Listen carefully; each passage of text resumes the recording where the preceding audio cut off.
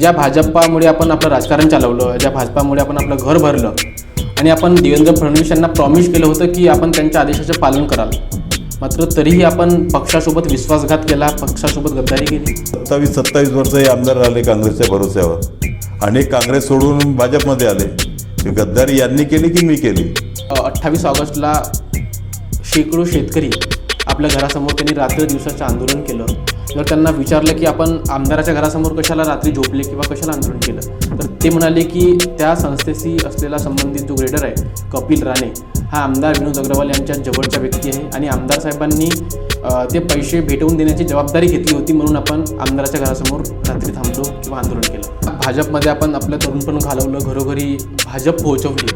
मात्र ज्यावेळी फळ खायची वेळ आली किंवा ज्यावेळी तुम्हाला विधानसभा निवडणूक लढायची वेळ आली त्यावेळी पक्षानेच पाठ फिरवली.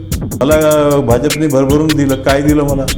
माझ्याकडे डिझेल म्हणजे गाडीमध्ये डिझेल टाकायला सुद्धा काही वेळेस पैसे राहायचे नहीं. गोपाल दास जी के बारे में मैं इतना ही कहना चाहूँगा कि उनकी जो मय करने की आदत है, काम का श्रेय लेने की जो आदत है, ये उन्होंने बंद करना चाहिए और जो काही सच्चाई है वो उनके स्वीकार करना. चाबी संघटन हीच खरी भारतीय जनता पार्टी आहे आणि आता जी भारतीय जनता पार्टी आहे ती नकली आहे.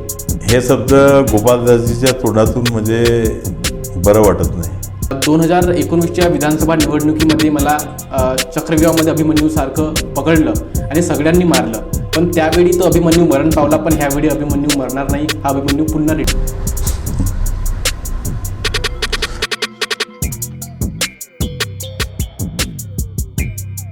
नमस्कार, मी संघर्ष हुगरे आणि आपण पाहतात झकास माळेच्या विशेष बैठक. आणि आजच्या बैठकीला एक खास पाहुणे आहेत, ज्यांनी संपूर्ण आपली जवानी भारतीय जनता पक्षामध्ये ज्यांनी घालवली आणि घराघरापर्यंत भाजप पोहोचवली. मात्र ज्यावेळी फळ खाण्याची वेळ आली त्यावेळी पक्षाने सुद्धा त्यांना पाठ दाखवली. मित्रांनो, मी काही जास्त त्यांच्याविषयी बोलणार नाही, कारण आपण थंबनेलमधून समजून गेले असाल. आज आमच्यासोबत आहेत, आमच्या बैठकीमध्ये चर्चा करण्याकरिता आहेत गोंदिया विधानसभा क्षेत्राचे आमदार, ज्यांना लोक प्रेमाने जनता का आमदार असे संबोधतात, असे विनोद अग्रवाल साहेब. साहेब, स्वागत आहे आपलं झकास मराठीवर. धन्यवाद सर्वांना. नमस्कार साहेब. आपण तुमच्या राजकीय जीवनावर तर बोलूच, पण आधी तुमच्या व्यक्तिगत जीवनावर बोलायला थोडं आवडेल. कसं गेलं तुमचं बालपण, सुरुवातीचं शिक्षण, किंवा आपण राजकारणात कसे आले? सुरुवातीपासून मी लहानपणापासून मला राजकारणाची खूप आवड होती आणि जेव्हा मी एकदम लहान होतो, कारण माझे वडील जनसंघाचे कार्यकर्ता होते आणि लहानपणापासून स्वर्गीय लक्ष्मणराव मानकर गुरुजी आणि महादेवरावजी शिवणकर वगैरे त्या काळामध्ये ते आमच्या घरामध्ये यायचे. बरं. आणि मला आवड असल्यामुळे आम्ही जेव्हा 4-5 वर्षाचे होतो तर आम्हाला काही बिल्ले द्यायचे आणि त्यामुळे आम्ही सर्व ते म्हणजे रॅली वगैरे काढत होतो. त्या सर्वात पहिल्यांदा 77मध्ये जनता पार्टी लढली होती आणि त्या काळामध्ये तो म्हणजे इमर्जन्सीच्या नंतरची पहिली निवडणूक होती आणि लोकांमध्ये खूप उत्साह होता. परंतु एक भीतीच्या कारणाने अनेक लोक घराच्या बाहेर निघत नव्हते. परंतु लोकांनी ठरवलं होतं की बाबा जनता पार्टीला यावेळेस निवडून द्यायचे आहे आणि त्यावेळेस आमचे श्रद्धेय लक्ष्मणराव मानकर गुरुजी लोकसभाच्या रिंगणामध्ये होते. मी फक्त 7 वर्षाचा होतो आणि मला आजही आठवते त्या काळामध्ये आम्ही खूप फिरलो. आमच्या इथे माझ्या गावामध्ये भगवंताजी खंडेवाळ म्हणून एक कार्यकर्ते होते आणि ते दररोज आम्हाला बिल्ले द्यायचे आणि बाकी जे गावामध्ये जे हे कामं करणारे असतात, जे म्हणजे प्रचाराचे कामं, नाही हे म्हणजे याला बांबूचे कामं करणारे असतात. अच्छा.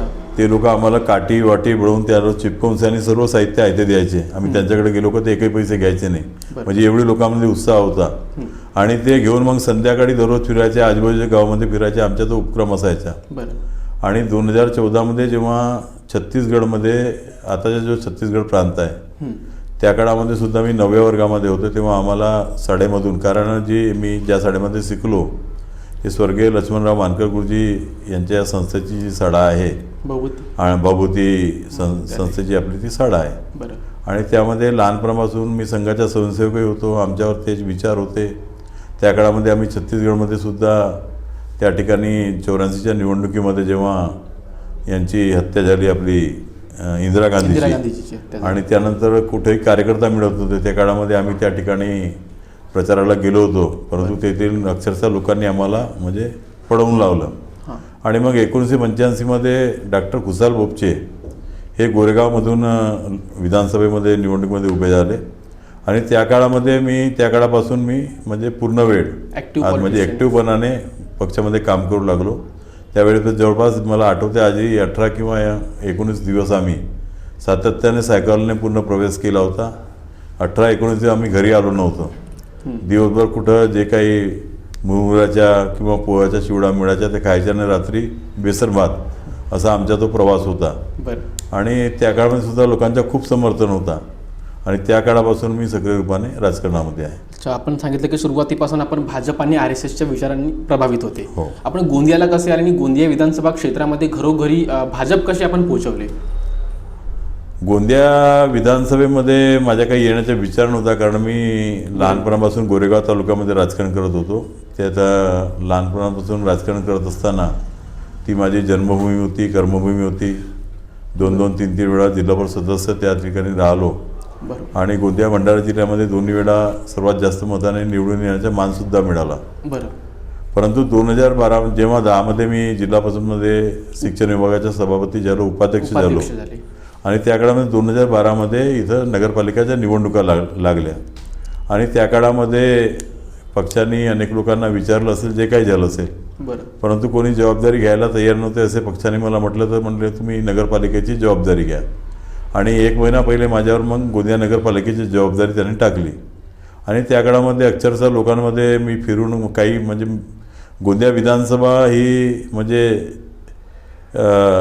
पूर्वीपासून म्हणजे शिवसेना लढत होती. शिवसेना लढत. आणि गोंदिया विधानसभेमध्ये कुठे भाजपचे काम फार कमी होतं. बरं. परंतु जे काही आहे त्या लोकांना सोबत धरून अनेक नवीन लोकांना आम्ही सोबत घेऊन त्या काळामध्ये आम्ही निवडणूक लढवली. आणि मला आनंद आहे की त्या काळामध्ये सर्वात जास्त नगरसेवक आमचे निवडून आले. बरं. गोंदियामध्ये यापूर्वी 4 किंवा 5पेक्षा कधी जास्त आमचे नगरसेवक निवडून आले नव्हते नगरपालिकेमध्ये. परंतु त्यावेळेस 16 नगरसेवक सर्वात मोठी संख्या आमची होती. आणि त्यानंतर 2-2.5 वर्षांनी आमची सत्तासुद्धा नगरपालिकेमध्ये भाजपची पहिल्यांदा बसली. कथित जयस्वाल हे पहिल्यांदा आमचे नगराध्यक्षसुद्धा झाले. आणि 2013मध्ये माझ्यावर गोंदिया जिल्हा भाजपच्या अध्यक्षपदाची जबाबदारी आली. आणि जबाबदारी आल्यानंतर पक्षाने मला म्हटलं का बाबा तुम्हाला आता म्हणजे पुन्हा लोकसभा सांभाळायची आहे गोंदिया भंडारा. त्यांनी मला गोंदिया भंडारा लोकसभेचे प्रमुखही केलं. आणि मग त्यांनी सांगितलं की तुम्ही गोंदियामध्ये येऊन तुम्हाला थांबावं लागेल इथं. आणि माझे भाऊ वगैरे पूर्वीपासून राहत होते, मग त्यांच्याच घरी माझा मुक्काम झाला.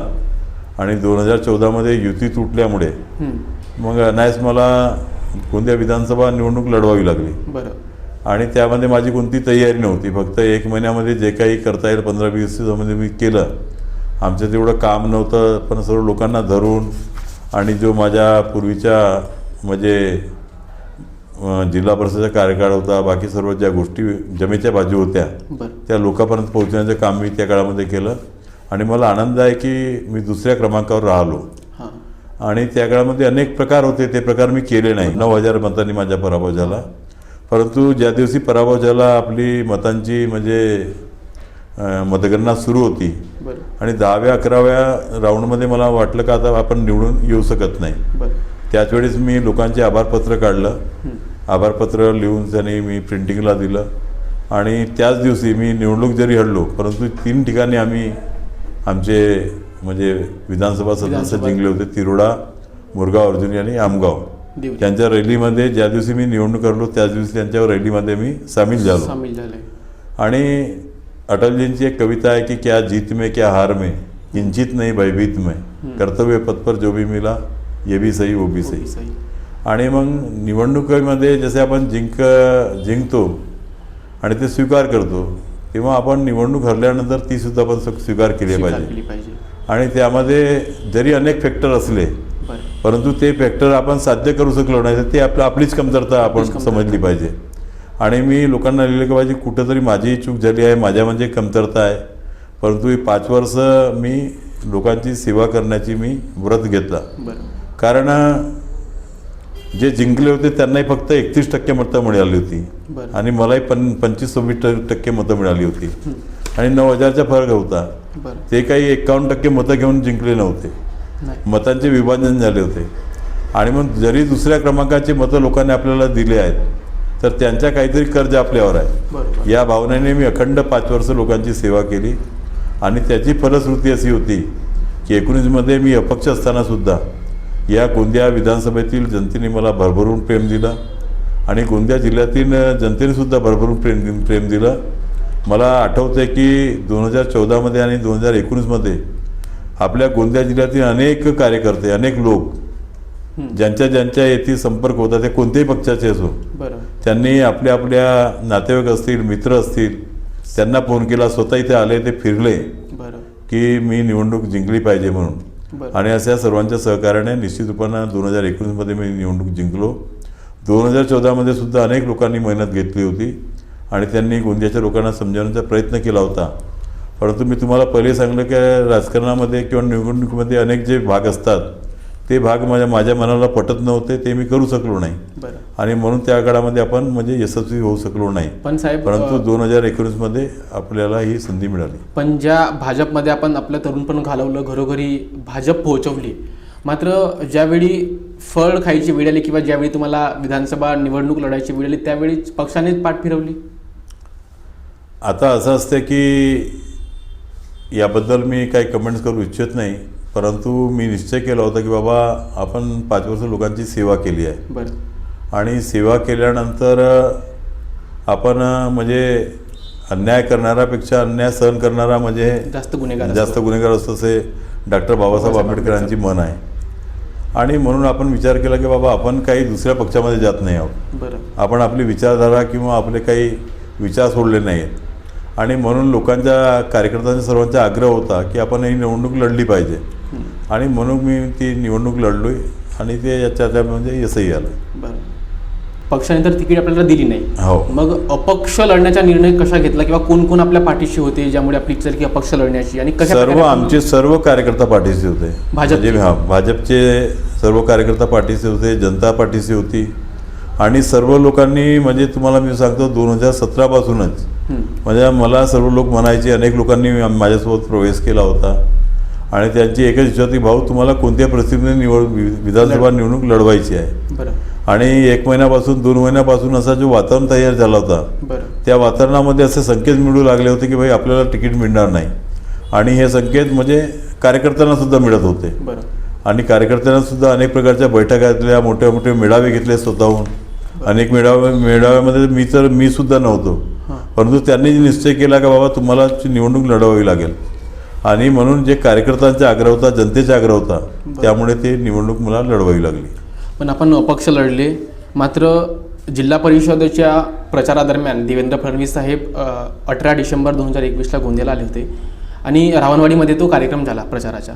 त्यावेळेस आपल्या भाषणामध्ये माजी आमदार गोपालदासजी अग्रवाल यांनी आपल्यावर भरभरून टीका केली आणि म्हणाले की ज्या भाजपामुळे आपण आपलं राजकारण चालवलं, ज्या भाजपामुळे आपण आपलं घर भरलं आणि आपण देवेंद्र फडणवीस यांना प्रॉमिस केलं होतं की आपण त्यांच्या आदेशाचे पालन कराल, मात्र तरीही आपण पक्षासोबत विश्वासघात केला, पक्षासोबत गद्दारी केली.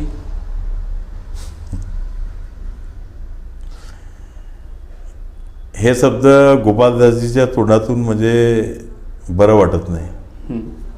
कारण त्यांची राजकारणाची सुरुवातच गद्दारीतून झालेली आहे. कारण हा इतिहास कोणाला माहीत नसेल.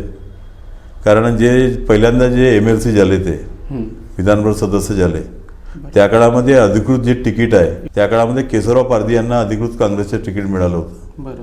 परंतु यांनी त्यांच्याशी गद्दारी करून यांनी ही निवडणूक लढवली होती. आणि निवडणूक लढविताना यांनी त्यावेळेस लक्ष्मणराव मानकर गुरुजी हे सर्वेसर्वा होते गोंदिया भंडारा जिल्ह्याचे, एकामध्ये हा जिल्हा होता. बरं. मग आम्ही सुद्धा त्याचे साक्षी आहोत आणि अनेक लोक साक्षी आहेत. यांनी जी माझ्याकडे जवळपास 70 काहीतरी त्या काळामध्ये मतं होती. बरं. हे लक्ष्मणराव मानकर गुरुजीला भेटायला गेले आणि यांनी सांगितलं होतं की बाबी तुम्ही मला हे मतं द्या, निवडून आल्यानंतर मी तुमच्या भाजपमध्ये प्रवेश करेन. बरं. आणि निवडून आल्यानंतर यांनी भाजपला सुद्धा धोका दिला. आणि तुम्हाला मी सांगतो की मी शब्द देवेंद्रजीला दिला नव्हता आणि मी कोणताही पक्ष सोडला नाही. बरं. मी कोणत्याही पक्षामध्ये प्रवेश केला नाही. आता यांना सांगा 27 वर्ष हे आमदार राहिले काँग्रेसच्या भरोश्यावर आणि काँग्रेस सोडून भाजपमध्ये आले. गद्दारी यांनी केली की मी केली? ज्यांना 27 वर्षापर्यंत काँग्रेसने आमदार बनविला, लोकलेखा समितीचे अध्यक्ष बनवलं, सर्वात मोठी समिती असते आपल्या महाराष्ट्रातील विधिमंडळाची, सर्वात मोठी आणि महत्त्वपूर्ण समिती असते. त्याचे 3-3 वेळा ते अध्यक्ष राहिले. असे लोक आपले काँग्रेसला सोडून भाजपमध्ये येतात, तर त्यांनी पक्षाची गद्दारी त्यांनी केली आहे. मी कुठं गद्दारी केली? मी तर माझ्यावर अन्याय झाला असे कार्यकर्त्यांना वाटल्यानंतर कार्यकर्त्याच्या इच्छेनुसार मी निवडणूक लढली. मी कोणत्या पक्षात गेलो नाही, तर गद्दारी करण्याचा प्रश्नच येत नाही ना. बरं. ते काही माझ्या भरोश्यावर ते निवडणूकमध्ये म्हणजे ॲग्रीमेंट करून आले होते का? काही की मला बोलून काही ते भाजपमध्ये आले होते का? मी तर अपक्ष निवडणूक लढवलो ना, तर मी माझ्या मग गद्दारी करण्याचा कुठं प्रश्न येतो? गद्दारी कोणाला म्हणतो आपण? की बाबा एखादा पक्ष सोडून दुसऱ्या पक्षामध्ये जातो त्याला गद्दारी म्हणून.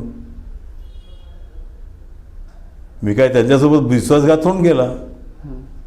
मी तर निवडणूक लढलो ना. त्यांनी विश्वासघात केला काँग्रेसचा.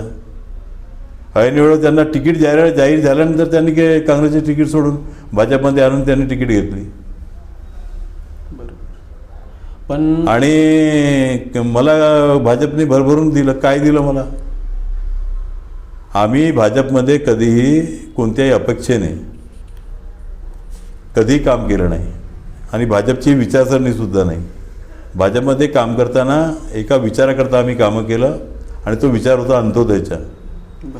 जो समाजातला शेवटचा माणूस आहे, जो गरिबातला गरीब माणूस आहे, त्याचे अश्रू पुसण्याचे काम ही शिकवण आम्हाला अंत्योदयाच्या माध्यमातून मिळालेली आहे आणि त्या माध्यमातून आम्ही काम केलेलं आहे.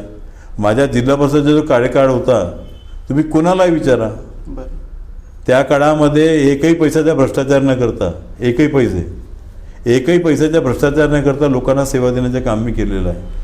आणि त्या काळामध्ये शिक्षण विभागामध्ये आणि आरोग्य विभागामध्ये सातत्याने दोन्ही विभाग पूर्ण महाराष्ट्रामध्ये नंबर 1 मी आणले. आणि जे मी माझी गावची शाळा आमची शाळा प्रकल्प सुरू केला, त्यामुळे फार मोठ्या प्रमाणामध्ये गुणवत्ता म्हणजे पूर्ण जिल्ह्यामध्ये वाढली. आणि आजही जे मुख्यमंत्र्यांनी जे प्रकल्प सुरू केला आहे, तो जी गावची शाळा आमची शाळा जो माझा प्रकल्प होता त्याची पूर्ण महाराष्ट्रामध्ये आता केला आहे ना. माझी शाळा सुंदर शाळा काहीतरी एक प्रकल्प आता सुरू आहे, काहीतरी एक त्याची ट्रू कॉपी आहे. बरोबर. आपण म्हणाले होते की जिल्हा परिषदेमध्ये फक्त लोक स्वतःच्या घर भरण्याकरिता जिल्हा परिषदेमध्ये खूप घोटाळे होत आहेत आणि आपण एका भाषणामध्ये म्हटलं होते की आपण पत्रकार परिषद घेऊन आपण सगळे घोटाळेसुद्धा आपण दाखवू. कशा प्रकारे जिल्हा परिषद चालत होती आधीची? तुम्हाला सांगतो मी, मागच्या जिल्हा परिषदमध्ये अनेक प्रकारचे घोटाळे झाले. एवढे घोटाळे झाले की त्यामध्ये यांची सत्ता होती गोपालदासजीची आणि त्यांचे अध्यक्ष होते. त्या काळामध्ये तुम्हाला आम्ही सांगतो की जे लोकांच्या ठेवी वगैरे असतात किंवा दुसऱ्या फंडचे म्हणजे पैसे वगैरे दुसऱ्या हेडचे पैसे वगैरे असतात, असे सर्व पैसे यांनी जिल्हा निधी म्हणजे जनरलमध्ये खर्च केले. असे अनेक प्रकार झाले जे आपल्याला खर्च करता येत नाही. आणि ते आता घोटाळे जेव्हा काढण्याची वेळ येईल तेव्हा येईल. कारण मी कुणाच्याही व्यक्तिगत कोणाच्याही मी म्हणजे विरोध करत नाही आणि कोणाच्या व्यक्तिगत याच्यामध्ये जात नाही. परंतु तुम्हाला सांगतो की यांचे घोटाळ्याचे अनेक विषय माझ्याकडे आहेत आणि मी डंक्याच्या चोटवर म्हणतो की आजपर्यंत मी कधी कोणी गोंदिया जिल्ह्यातला अधिकारी म्हणू शकत नाही की मी कोणाकडून एक पैसे घेतले असेल, कोणाच्या बदलीमध्ये एक पैसे घेतले असेल किंवा कोणाचं काम करून दिला तर त्यांची एक पैसे घेतले असेल. असा एकही माणूस माझ्याकडे आणा. एक माणूस जरी तुम्ही आणला त्या दिवशी मी राजकारणातून संन्यास घेईन. मी डंक्याच्या चोटवर म्हणतो. आजपर्यंत इतक्या लोकांची मी कामं केलं, परंतु कोणीही मला म्हणू शकत नाही की माझे काम करून देण्याकरता मी विनोद अग्रवालला एक पैसासुद्धा दिलेला आहे. माझा व्यवसाय जो असेल, माझ्या घरचा व्यवसाय जो असेल तो व्यवसाय करतो. व्यवसाय आपण केला पाहिजे, कारण व्यवसाय करणे गुन्हा नाही आहे. व्यवसाय करतो आणि व्यवसायातून जे आम्ही कमवतो त्याच्या 90% आम्ही समाजकार्यावर खर्च करतो किंवा 100% करतो. आता तर माझ्यावर कर्ज आहे, आता कोणाला म्हणजे विश्वास वाटणार नाही, परंतु लोकांची सेवा करणे माझी म्हणजे सवय आहे, आवड आहे, माझ्या रक्तामध्ये आहे. आणि वाटेल त्या पद्धतीने जेवढा म्हणजे मी सहन करू शकत नाही त्याही पलीकडे जाऊन मी लोकांची मदत करतो. मी म्हणजे तुम्हाला विश्वास होणार नाही, मागच्या 2014 ते 19मध्ये असा अनेक वेळी प्रसंग आले जे माझ्यासोबत आहेत. त्यांना विचारा. माझ्याकडे डिझेल म्हणजे गाडीमध्ये डिझेल टाकायला सुद्धा काही वेळेस पैसे राहायचे नाही, परंतु अनेक लोकांना मी मदत केली आहे. त्या लोकांनी काही लोकांनी मला सहकार्य केलं, हे केलं ते केलं, त्यामधून मी आपलं राजकारण पुढं नेलं. पण कधीही कोणाही एकही पैशाचा भ्रष्टाचार केला नाही आणि कधीही कोणाचे काम करून दिल्याबद्दल त्याचे एक पैसे घेतले नाही. 4 वर्षात आपण क्षेत्रामध्ये कोणकोणते मोठे कामं केले साहेब की ज्यामुळे शेतकऱ्यांच्या 4 वर्षामध्ये आपण एवढे मोठे कामं केलेले आहेत की त्याची तुलना होऊ शकत नाही. बरं. मी हे म्हणत नाही, तुम्ही गावागावामध्ये जाऊन विचारा. जेवढा 27 वर्षामध्ये विकास गावाचा झाला नाही त्यापेक्षा कितीतरी पटीने 4 वर्षामध्ये जास्त कामं केलेली आहेत. प्रामुख्याने शेतकऱ्यांचे प्रश्न, आज शेतकऱ्यांना बोनस मिळावा म्हणून सातत्याने तुम्हाला माहिती आहे की विधानसभेमध्ये आपण आवाज उठवला. मी एकमेव आमदार आहे आणि त्याचे सर्व प्रूफ असतात ना. तुम्ही माहिती कधी विधानसभेची मागू शकता, बरोबर आहे की नाही. आता आपण विधानसभेमध्ये आवाज उठवून यांना बोनस मिळवून दिला. मागच्या वेळेस जी अतिवृष्टी आली, अतिवृष्टीमध्ये नियम असे आहेत की उभ्या पिकाचं जर नुकसान होत असेल तर त्याला आपण नुकसान भरपाई देतो, परंतु पीक कापणी झाल्यानंतर म्हणजे कडपे आहेत किंवा पुण्य आहेत याला मदत करता येत नाही. मी आता 28 तारीख काहीतरी तो एक पाऊस आला तर मी 29 तारखेला स्वतः गेलो. त्या दिवशी कॅबिनेट होती. मी CM आणि दोन्ही DCMला भेटलो आणि आमच्या धानाची परिस्थिती त्यांना समजावून सांगितली. आणि आज मी तुम्हाला सांगतो की सर्वात जास्त पैसे आज गोंदिया विधानसभेतील शेतकऱ्यांना मिळणार आहेत. म्हणजे आज जेवढे पैसे मंजूर झाले, मी पैसे मंजूर करून आणले, जवळपास 60-70 कोटी रुपये मंजूर झाले आहेत. त्यापैकी 40 कोटीच्या वर एकट्या गोंदिया तालुक्यामध्ये मिळणार आहेत. आपले 8 तालुके आहेत. 8 तालुक्यामध्ये सर्वात जास्त म्हणजे 25,000 हेक्टर नुकसान झालं आहे. त्यापैकी 13,000-14,000 हेक्टरचे पैसे एकट्या गोंदिया तालुक्यामध्ये मिळणार आहेत. आणि हे पैसे सर्व 27,000 रुपये हेक्टरच्या भावाने मिळणार आहेत. म्हणजे शेतकऱ्यांकरता जी जी मदत करता येईल ती आपण केलेली आहे. मग त्यांच्या आता किसान सन्मान निधी केंद्र सरकारने सुरू केली होती. आम्ही शासनाला विनंती केली की राज्य सरकार तुम्ही सुरू करा. अजून त्यांना 6,000 रुपये आपल्या राज्य सरकारकडून मिळायला सुरुवात झाली. असे अनेक विषय आहेत. अनेक गावामध्ये आपण गोडाऊन बांधले. अनेक गावामध्ये महिलांकरता आपण बचत गटाचे भवन बांधत आहोत. जवळपास सर्व गावामध्ये बांधत आहोत. आणि म्हणजे 40च्या वर ठिकाणी काम सुरू आहे. 40च्या ठिकाणी जवळपास आता मंजूर केले आहेत ते कामं सुरू होणार आहेत. म्हणजे आता महिलांना हक्काचं स्वतःचं भवन मिळणार आहे. त्यामध्ये ते मिटिंग घेऊ शकतात, ग्रामसंघाचे साहित्य ठेवू शकतात, स्टॉल लावू शकतात. रोजगाराच्या दृष्टीने सुद्धा त्यांचे ते भवन सर्व लोकांना कामाला येणार. रोजगार हमीच्या माध्यमातून सुद्धा मोठ्या प्रमाणामध्ये लोकांना काम मिळावं याकरता सुद्धा सातत्याने आपला प्रयत्न सुरू असतो. असे अनेक प्रयत्न सुरू केले. आता तुम्हाला मला हे सांगा, आता सर्वात मोठा म्हणजे आपण आतापर्यंत जेवढे आपल्या जगामध्ये विचारवंत झाले असतील त्यांच्यामध्ये अनेक प्रकारचे मतभेद असतील, परंतु सर्व विचारवंत सर्व लोक एका गोष्टीवर एकमत आहेत की शिक्षणाशिवाय कोणत्याही समाजाचा विकास होऊ शकत नाही. हे तर तुम्ही खरे म्हणाल ना. आता आपल्या जिल्हा परिषद शाळांची काय दयनावस्था झाली आहे. शिक्षक कमी होते. मी स्वतःच्या वेतनातून 125 शिक्षक लावले. हा आपल्या देशामध्ये पहिला इतिहास असेल की कोणी आमदारांनी, म्हणजे माझ्या भागातील जिल्हा परिषदेच्या शाळा आहेत. कारण गावातील लोकांना, शेतकऱ्यांना, कष्टकऱ्यांना, गरीब लोकांना, OBC असतील, दलित असतील, आदिवासी असतील, या लोकांना आपल्या मुलांना शिकवण्याकरता जिल्हा परिषद शाळेशिवाय पर्याय नाही आहे. आणि तिथं शिक्षकांची एवढी मोठी पदं रिक्त होती. आता मी स्वतःच्या वेतनातून आणि लोकसहभागातून 125 शिक्षकांची नियुक्ती केलेली आहे. आणि जोपर्यंत ही शिक्षक भरती होणार नाही तोपर्यंत सातत्याने त्या ठिकाणी मी शिक्षकांनाच्या वेतन माझ्याकडून जेवढा शक्य होत असेल तेवढा, किंवा जे लोक माझे अनेक लोक म्हणजे याकरता सहकार्य करण्याकरता तयार आहेत, त्यांच्या माध्यमातून आपण आपल्या विधानसभेतील एकही शाळेमध्ये शिक्षक कमी राहू देणार नाही.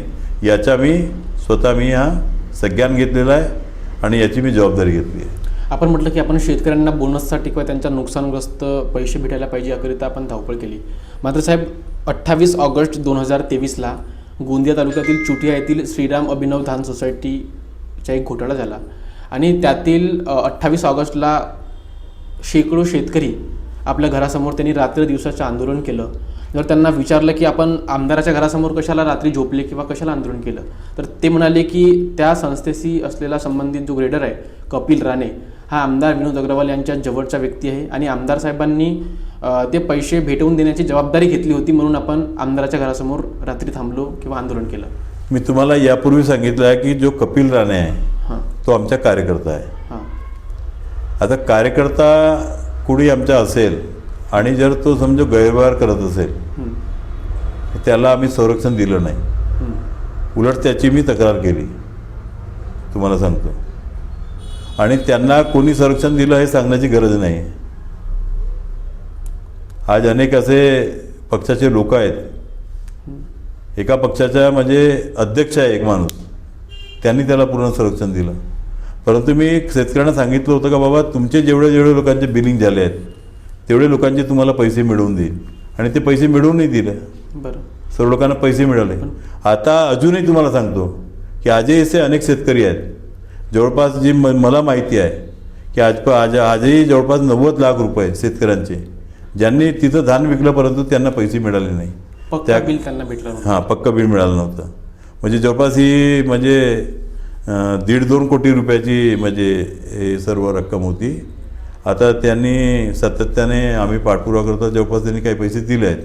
आता तो म्हणते माझ्याकडे 80-90 लाख रुपये लोकांचे हे म्हणजे शिल्लक आहेत, परंतु त्याला आपली संपत्ती विकावी लागेल किंवा काही करावं लागेल.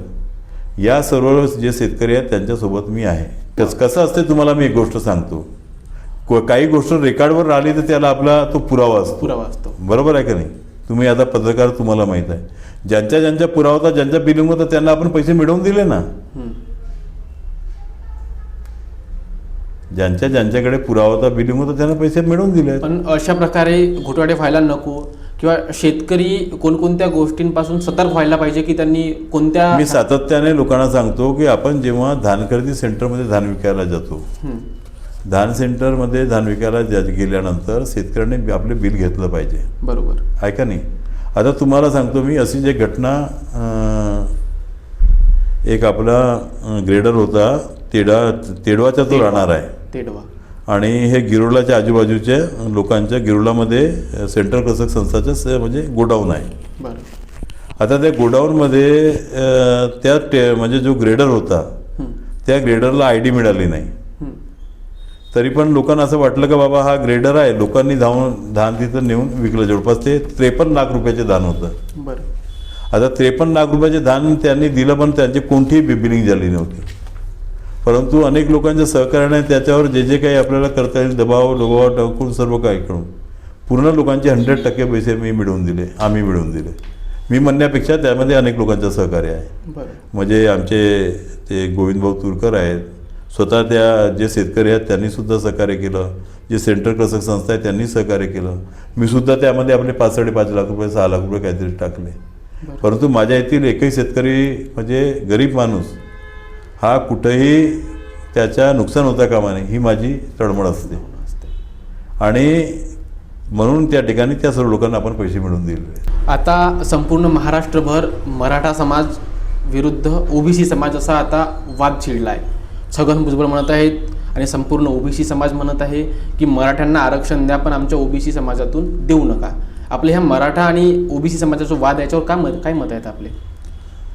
पहिली गोष्ट अशी आहे की आज जी OBCची संख्या आहे त्यांच्या लोकसंख्येच्या प्रमाणामध्ये खूप कमी त्यांना आरक्षण आहे.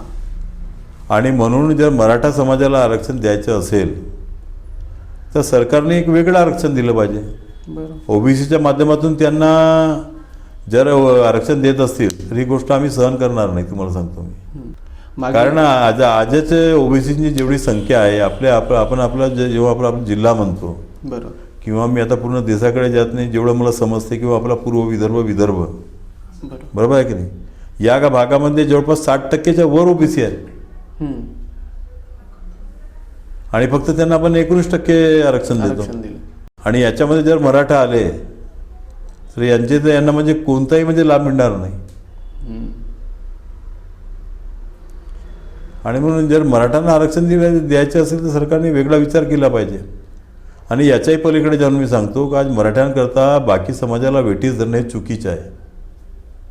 त्यांची संख्या भारी आहे म्हणून आपण त्यांना म्हणजे जे काहीतरी ते बोलतात आणि मग काहीतरी सर्व काही जे प्रकार घडतात हे प्रकार आपण खपवून घेतलं नाही पाहिजे.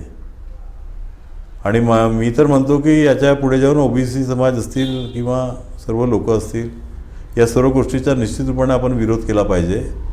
कारण आपण पाहतो की अनेक नोकर भरतीच्या याचा म्हणजे फटका कसा बसतो तुम्हाला सांगतो मी. तुम्हाला आठवत असेल की 5-6 वर्षापूर्वीसुद्धा नोकर भरती निघाली होती, परंतु मराठ्यांना आरक्षण मिळालं नाही, त्यामुळे अनेक वेळा त्या नोकर भरत्या रद्द झाल्या.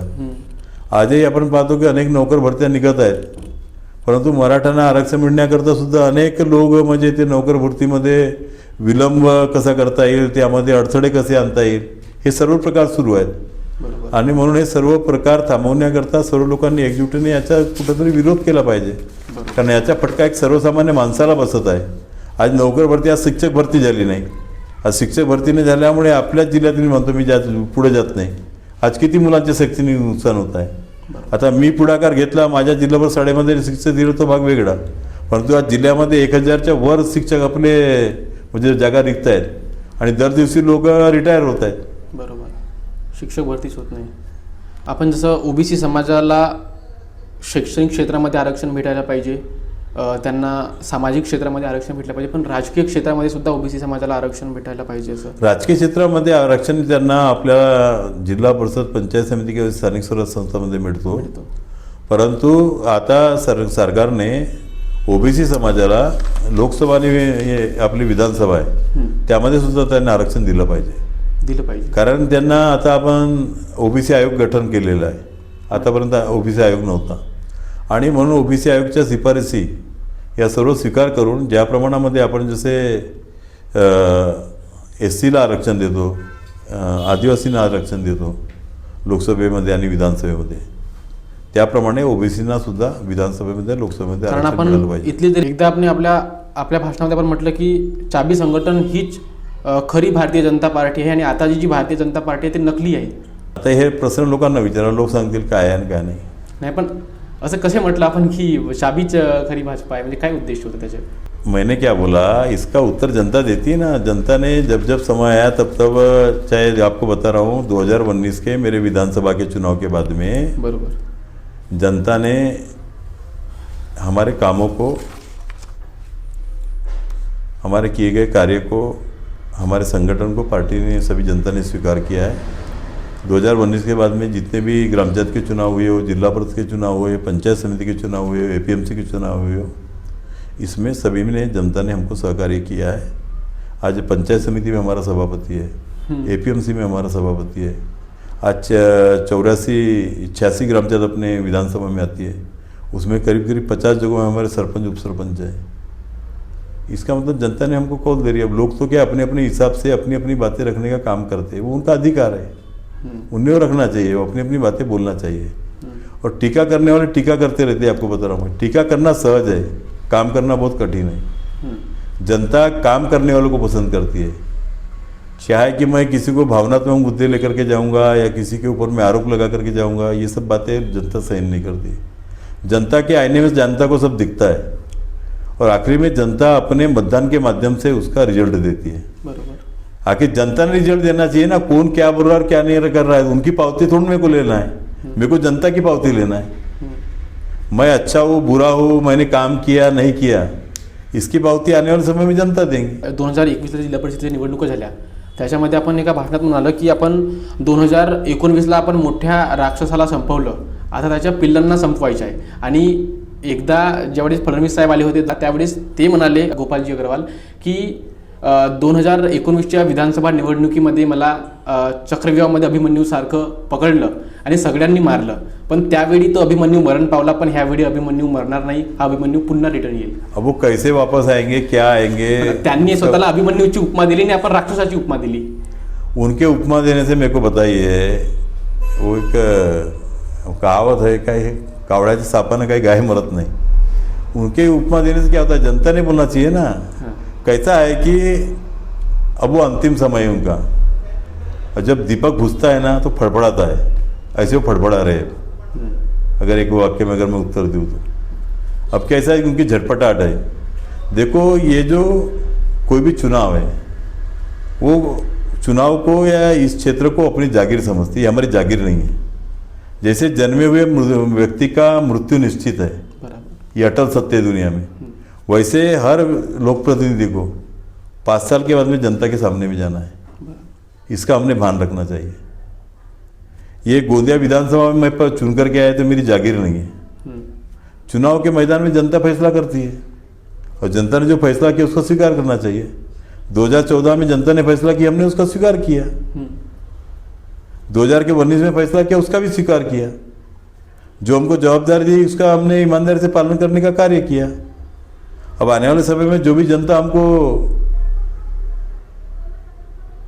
देंगी उसका स्वीकार करेंगे। अच्छा. सर्वसामान्य लोकांमध्ये गोंदिया विधानसभा क्षेत्रातील चर्चा ह्या सुरूच असतात की आप जाने वाले हो. मैं आपको पहले बताया चर्चा से राजकारण नहीं होता। मैंने आपको क्या बताया कि मैं अपक्ष हूँ, मैं कोई भी पार्टी में नहीं जा सकता। मैं पार्टी में जाऊंगा तो मेरा सदस्यत्व निवडणुकीच्या पण निवडणूक और लागतात. इधर सुनो, कैसा है कि राजकारण में कई प्रसंग, अनेक उतार चढ़ाव, ये सब बातें आती है। तो भविष्य के बारे में दुनिया में कोई भी चीज़ कोई भी नहीं बता सकता आपको बराबर. आने वाले समय, समझे कि नहीं। जो जो परिस्थिति रहती है उस परिस्थिति के अनुसार अनेक प्रकार के आदमी को सब बातें क्या है, जो भी हम निर्णय करते हैं वो निर्णय ये मेरा एकमत का नहीं रहता, तो मैं इसके बारे में उत्तर नहीं दे सकता। जब तक कि मेरे कार्यकर्ता जो भी निर्णय लेंगे, आपको बता रहा हूँ मैंने हमेशा यही कहा है कि जो हमारे कार्यकर्ता निर्णय लेंगे उस निर्णय के हिसाब से मैं चुनूंगा, क्योंकि मैं उनके मेहनत के कारण, जनता के सहकार के कारण मैं चुन करके आया हूँ। और इसलिए मेरे जो कार्यकर्ता निर्णय लेंगे उसके हिसाब से मैं काम करूँगा। वो बोलेंगे भाई अपने को ऐसा करना है तो ऐसा करेंगे, वो बोलेंगे चुनाव लड़ना है तो लड़ेंगे, नहीं लड़ना है नहीं लड़ेंगे। आखिरी में कार्यकर्ता बड़ा है, जनता बड़ी है, मैं बड़ा नहीं हूँ। तो जो हमारे कार्यकर्ता आदेश देंगे, जनता का जो रुख होगा वो मैं करूँगा। अगर मेरे कार्यकर्ता को लगता है कि नहीं भैया आपने अब 5 साल चुनाव लड़ लिए, आपने नहीं, अमुक लोगों ने लड़ना चाहिए, वो लड़ेगा। ये मेरी कोई जागीर नहीं है क्या नहीं। साहेब, राजकारण म्हटलं तर तोंडात साखर आणि डोक्यावर बर्फ ठेवा लागतो. मात्र आपण आपल्याविषयी जर पाहिलं तर कुठेतरी एकदा आपण विद्युत विभागाच्या कर्मचाऱ्यासोबत हे केलं. देखो आपको बता रहा हूँ मैं, कोई भी लोक प्रतिनिधि जनता के लिए नम्र होना चाहिए, समझे कि नहीं, लेकिन जनता के काम करने के लिए एग्रेसिव होना चाहिए। बिल्कुल. मेरे को बताइए, जनता के अनेक प्रश्न आते हैं, हो सकता है कि कई बार कई चीजें आवेश में जिसको हम समर्थन नहीं कर सकते, ऐसा वो पार्ट हो सकता है, एक बात अलग है।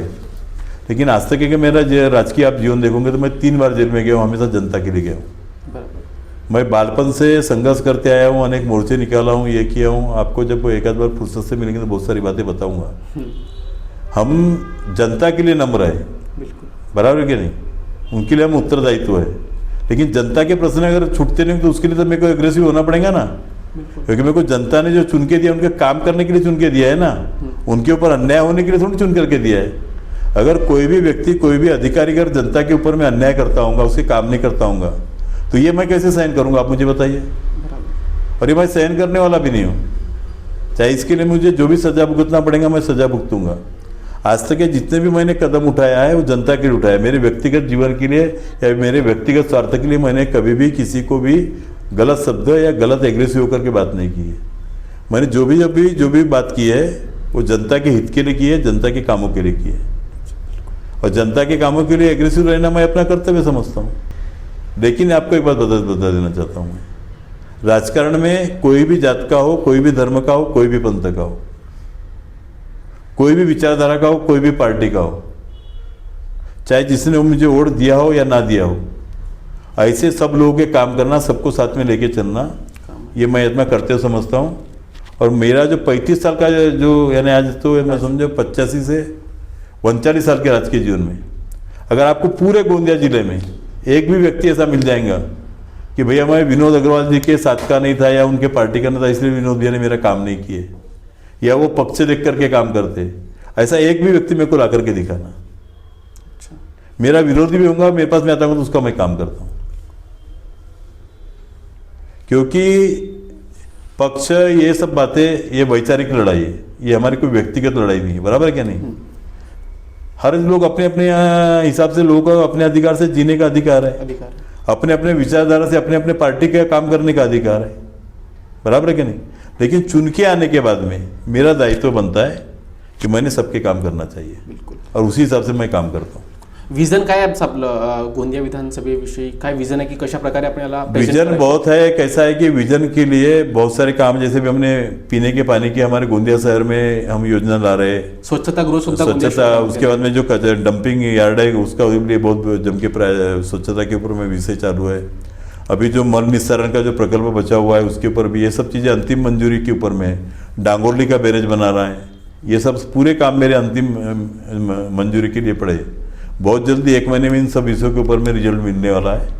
ये आचार संहिता के पहले इन सब के ऊपर में रिजल्ट मिले, इसके ऊपर मेरा बहुत तेजी से काम चालू है और इसके आपको अच्छे सकारात्मक परिणाम देखने को कशा प्रकारे गोंदियाची ओळख व्हावी अशी आपल्याला वाटते भारतात? देखो, गोंदिया जिला एक तो बहुत संपन्न जिला है, निसर्ग से बहुत कुछ मिला है गोंदिया जिले को। पर्यटन के माध्यम से भी हम देख सकते हैं कि बहुत संपन्न ऐसा जिला है।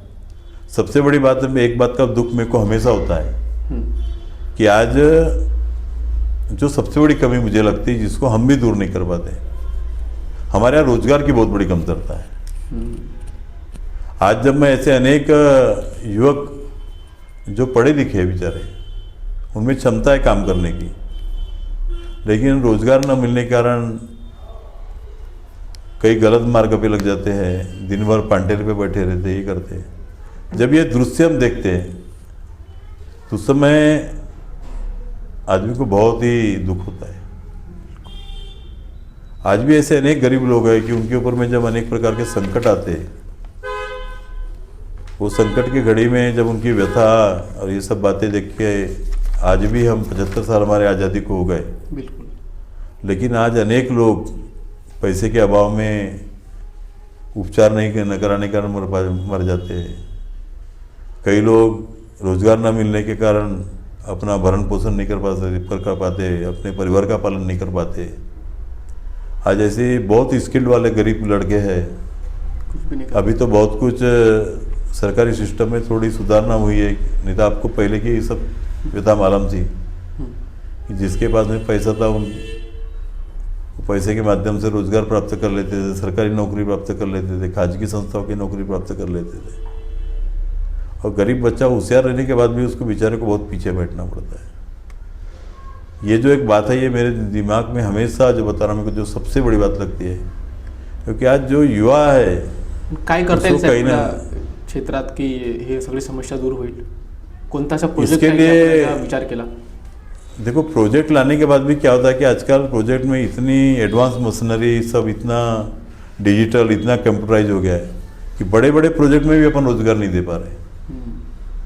अब ये स्वावलंबन की बात अपन जब बात करते हैं तो छोटे छोटे उद्योग की तरफ में थोड़ा युवाओं ने बढ़ना चाहिए। उनको जहाँ अपने को कर्जे वर्जे मिला के देने की मदद है वो अपन कर सकते हैं, लेकिन ये कितने लोग कर पाएंगे आखिरी में? क्योंकि अपन कई चीज़ उत्पादन करेंगे, फिर उसको बाजार पेट भी मिलना चाहिए, ये भी एक प्रश्न रहता है। आज कृषि में भी कई लोग अपनी किस्मत आजमाते हैं, लेकिन जब आप देखते हैं कि उसके खेत में जब वो पैदा होती है भाजीपाला वगैरह, कई बार तो उनको फेंकने की नौबत आ जाती है, मार्केट में रेट नहीं रहता। तो ये सब जो बातें दिखती है, तो ये बातें बहुत ही मन को छूटती है। अपने को लगता है कि अपन सब कर पा रहे हैं, लेकिन ये क्यों नहीं कर पा रहे, ये कहाँ कमियां हैं? और इसके ऊपर में गंभीरता से कैसा है कि मेरे एक आदमी के से नहीं होगा, ये पूरे देश का प्रश्न है। इसके ऊपर में कहीं ना कहीं सोचना पड़ेगा। अच्छा, आपण आता मुलाखतीच्या शेवटच्या टप्प्यात आहोत साहेब. एक रॅपिड फायर सेशन घेतो, ज्याच्यामध्ये तुम्हाला हो किंवा नाही अशा उत्तर द्यायचे आहे. येणाऱ्या लोकसभेत भारतामध्ये पुन्हा भाजप आपली सत्ता काबीज करणार? आज की जो पूरी परिस्थिति है उसके हिसाब से ऐसा लगता है कि निश्चित तौर पे भारतीय जनता पार्टी और उनके सहयोगी दल की सत्ता आएगी। आतापर्यंत गोंदिया विधानसभेत झालेल्या आमदारांपैकी सगळ्यात जास्त कामं तुम्ही खेचून आणले? ते सर्वांना दिसत आहे. हो किंवा नाही? हो, आणले ना, दिसत आहे. अच्छा, मी एक नाव घेतो, त्या एखाद्या नेत्याचंच नाव असेल ते, त्याच्याविषयी म्हणजे तुम्हाला सगळ्यात जास्त कोणता गुण आवडतो ते सांगायचे, आणि एक असा गुण की जे तुम्हाला आवडत नाही किंवा थोडा त्यांनी जर बदल केलं तर खूप चांगलं होईल असं आपल्याला वाटते. खासदार प्रफुल्ल पटेल. प्रफुल्ल पटेल जी के बारे में निश्चित तौर पे बहुत अच्छाइयाँ उनके अंदर में है और वो बहुत बड़े लीडर भी है अपने देश के, और उनका बहुत फ़ायदा हमेशा गोंदिया भंडारा जिले को हुआ है। और निश्चित तौर पे आज ये हम बोल सकते हैं कि गोंदिया को जब हम दिल्ली वगैरह में जाते हैं या बम्बई वगैरह में, तो आज उनका इतना बड़ा नाम है, आज सभी लोगों से इतने बड़े सेलिब्रिटी है वो, कि आज कोई भी क्षेत्र में आप देखिए, चाहे राजकीय क्षेत्र हो, चाहे आपका उद्योग का क्षेत्र हो, आपका कला का क्षेत्र हो, क्रिकेट का क्षेत्र हो, अभिनय का क्षेत्र हो, ये सभी सेलिब्रिटी पूरे टॉप मोस्ट से उनके खुद के संबंध है। बिल्कुल। और निश्चित तौर पे जब भी उनका मौका आता है तो उसका फ़ायदा भी उनने गोंदिया जी लोकर के लिए अदानी जैसा प्रकल्प अपने यहाँ पर आया। मुझे और लगता है कि भाई और उनने प्रयास करना चाहिए ताकि आने वाले समय में और भी उनका ज़्यादा से ज़्यादा हमारे गोंदिया जिला को फ़ायदा मिले, ऐसे मेरी अपेक्षा है। देवेंद्र फडणवीस? देवेंद्र जी भी बहुत ही एक कुशल नेतृत्व है, आपको मैं बता देना चाहता हूँ। और देवेंद्र जी जब मुख्यमंत्री थे उनके कार्यकाल में निश्चित तौर पे महाराष्ट्र बहुत तेज़ी से आगे गया, और उनकी जो काम करने की जो शैली है वो बहुत ही उनको एक अपने आप में अलग बनाती है। और देवेंद्र जी दिल के बहुत साफ आदमी, यानी एक बहुत अच्छे व्यक्ति है, इसमें कोई दो मत नहीं, और एक मायाळू व्यक्ति है। और निश्चित तौर पे उनका विकास का जो विजन है वो बहुत ही अच्छा है। एक असा गुण की मला आवडत नाही सर। अब देखो कुछ बातें ऐसी रहती है कि भाई जैसे कि उसमें सत्यता है नहीं, ये मुझे नहीं पता। हाँ, पण तुम्हाला काय वाटते असं? नहीं, मेरे को जो लगता है कि भाई क्या होता है कि कई बार वो सभी चीज को हाँ बोलते हैं, सबको हाँ बोलते हैं, यानी कोई चीज को मना नहीं करते। एक उनका यानी किसी को मना नहीं करना है कि उस टाइप का यानी वो है। अच्छा। तो कई बातें राजकारण में क्या होता है, थोड़ा स्पष्ट भी बोलना पड़ता है ताकि संभ्रम न रहे। वो उन्होंने स्पष्ट बोलना थोड़ा करना चाहिए, ऐसा मुझे लगता है। अच्छा। नाना पटोले? नाना पटोले भी अच्छे व्यक्तिमत्व है, और निश्चित तौर पे नाना भाऊ ने आज अनेक पद के ऊपर में वो गए हैं। और नाना भाऊ से मैं अपेक्षा करता हूँ कि भाई आज प्रशासन अपने जो उनका जो संबंध है ये सब है, उसका भी फायदा उनने हमारे गोंदिया भंडारा जिले को दिलाना चाहिए। परिणय फुके? परिणय फुके भी एक डेसिंग अपने नेता है, और निश्चित तौर पे आज उनका आज डीसीएम साहब के कारण बोलो, संबंध के कारण आज प्रशासकीय क्षेत्र में सभी अच्छी उनकी पकड़ है, उसका भी ज़्यादा से ज़्यादा फायदा हमारे जिलों को मिली है, हम अपेक्षा करते हैं। माजी आमदार गोपालदास अग्रवाल? गोपाल दास जी के बारे में मैं इतना ही कहना चाहूँगा कि उनकी जो मय करने की आदत है, हर काम का श्रेय लेने की जो आदत है, ये उन्होंने बंद करना चाहिए, और जो कहीं सच्चाई है वो उनके स्वीकार करना चाहिए। चांगला गुण त्यांच्या एखादा आवडते तुम्हाला? मेरे को तो कभी उनके साथ में कभी मौका आया नहीं, क्योंकि आज तक के मैंने सिर्फ अनेक बार जो गांव में जब मैं घूमता हूँ तो लोग यही बोलते हैं कि भाई इतनी बार भूमि पूजन किए लेकिन काम नहीं हुआ, या ऐसा बोले लेकिन काम नहीं हुआ। तो आदमी ने थोड़ा क्या है, लोगों ने अपना राजकारण में जो अपनी जवाबदेही रहती है उसको ईमानदारी से निभाना चाहिए। जो काम हो सकता है उसको हो बोलना चाहिए। सभी काम को हो बोल देते बाद में नीचे में उतरते ही नहीं, और फिर वो कोई भी काम हुआ तो मेरे प्रयास से वह श्रेय लेने को तैयार रहते हैं। तो दूसरे को श्रेय देना ये भी आदमी ने सीखना बहुत बड़ी कला होती है। त्यांचा चांगला गुण एखादा नाही आवडत तुम्हाला? काही गोष्ट जो पाहत असाल आपण एवढ्या वर्षापासून इथं गोंदियात आहात? मेरा उनका कोई कभी ऐसा कोई व्यक्तिगत संपर्क नहीं आया, आपको बता रहा हूँ। ठीक आहे साहेब, खूप खूप धन्यवाद आपण ही मुलाखत दिल्याबद्दल. तर हे होते गोंदिया विधानसभा क्षेत्राचे आमदार. 2014 पासून ते 19 पर्यंत घराघरात त्यांनी भाजपा सक्रियपणे पोहोचवली, आणि त्याआधी 39 वर्षापासून जसं आता ते भाजपमध्ये काम करत होते आणि त्यांनी भाजपचे विचार घरोघरी पोहोचवलं. नक्कीच 2019ला अपक्ष आमदार निवडल्यानंतर त्यांनी ह्या 4 वर्षामध्ये नक्कीच वेगवेगळे प्रकल्प, वेगवेगळे कामं सर्वसामान्य लोकांकरिता केले, आणि समाजातील शेवटच्या घटकाला कशा प्रकारे न्याय भेटता येईल याकरिता जे गोंदियात आणि विधानसभेमध्ये सुद्धा लढले, आणि गोंदियाची आवाज गल्लीपासून ते दिल्लीपर्यंत बुलंद करण्याचा ज्यांनी प्रयत्न केला, असे गोंदिया विधानसभा क्षेत्राचे आमदार विनोद अग्रवाल. आपण हा व्हिडिओ शेवटपर्यंत पाहिल्याबद्दल आपण सर्वांचे धन्यवाद. खूप खूप आभार.